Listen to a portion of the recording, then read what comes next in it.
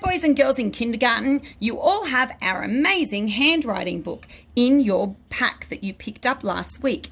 So just going to do a quick tutorial to show you how you should be using the lines. Now, all your letters need to sit inside these dotted lines if they're short letters in the grass.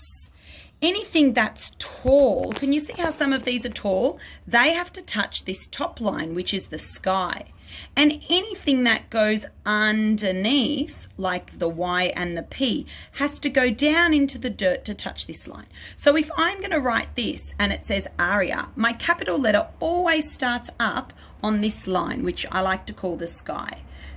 And all my letters have to sit on this dotted line, which I call my little picnic line, because I think that's the grass and they're having a picnic on the line.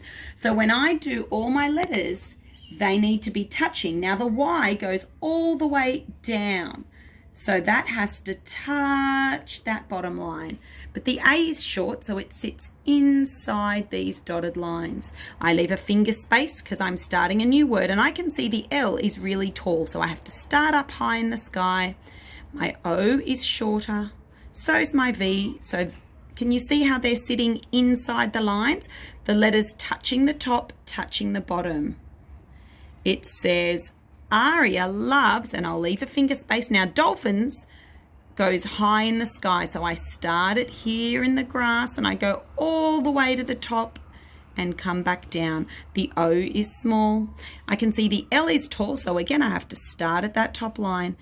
But the P, can you see how it's going down low? I start it in the grass and I go all the way to that bottom line and hop up. And that one's a nice tall letter again. And again, just the short ones in the grass. And when I do a full stop, my full stop sits right on these dotted lines on that picnic line, and it's just a small dot. You don't want to do a big coloured in dot, just a small one. And that's how we use our handwriting lines. Keep practicing, boys and girls.